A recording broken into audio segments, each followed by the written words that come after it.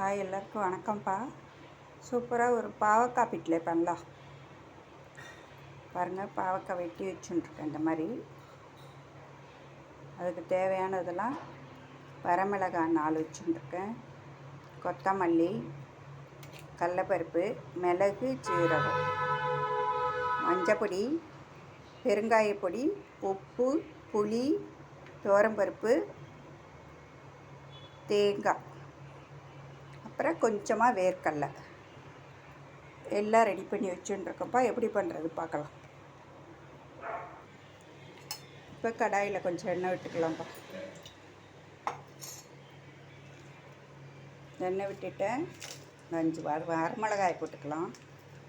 கொஞ்சம் தனியாக, கடலப்பருப்பு 1 ஸ்பூன், மிளகு சீரகம் கொஞ்சம், எல்லாத்தையும் வறுத்து எடுத்துக்கலாம்ப்பா. வறுபட்டுட்டு அது கூட 4 கருவேப்பிலை, கொஞ்சமாக தேங்காய், ஒரு ஸ்பூன். இதை அப்படியே வறுத்து ஆற வச்சிடலாம்ப்பா. இப்போ குக்கர் வச்சுக்கலாம். கொஞ்சமாக எண்ணெய் விட்டுக்கலாம்.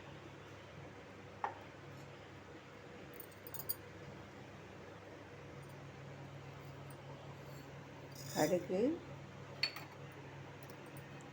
வெந்தயம். நான் வீடியோவில் கடுகும் வெந்தயமும் காமிச்சிருக்க மாட்டேன்ப்பா. தாளிப்புக்குன்னு இப்போ தான் எடுத்தேன். இது வெடிக்கட்டும். கடுகும் வெந்தயமும் வெடிச்சுட்டு பாவக்காய் போட்டு,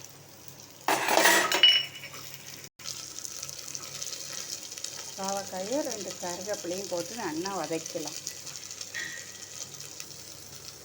பாவக்காய் வதங்கிட்டு 2 வேர்க்கடலை,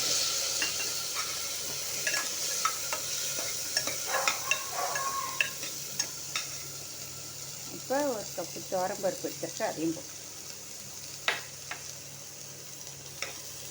வேணுங்கிற அளவு தண்ணி விட்டுக்கலாம்.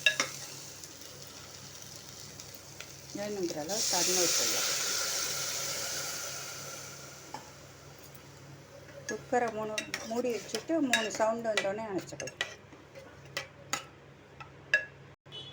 குக்கர் வெயிட் போட்டோம்பா. 3 விசில் வரட்டும், அதுக்கப்புறம் அணைச்சிக்கலாம். இப்போ நம்ம வறுத்து வச்ச மிளகா மல்லியெல்லாம் அரைச்சிக்கலாம்ப்பா. மிக்ஸி ஜாரில் போட்டு அரைச்சாச்சு.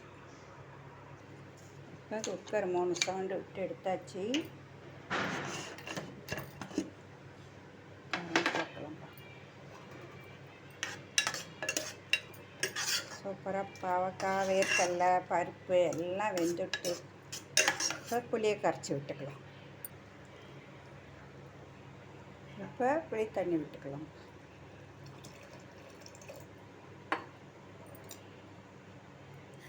சால்ட்டு போட்டு, மஞ்சப்பொடி, பெருங்காயப்பொடி, நம்ம அரைச்சி வச்சுருக்கோம் இல்லையா மிளகா மல்லி விழுது, அப்படியே விட்டுக்கலாம். கலக்கி விட்டுட்டு நல்லா கொதிக்க வேணும்ப்பா. பச்சை வாசனை போகிற அளவுக்கு, புளி வாசனையெல்லாம் போகணும். இப்போ நம்மளோட பாவக்காய் பிட்லே ரெடி ஆகிடுச்சுப்பா. பாவக்காய் பிட்லே ரெடி. சூப்பராக இருக்கும். எல்லோரும் பண்ணி பாருங்கப்பா. பாய்.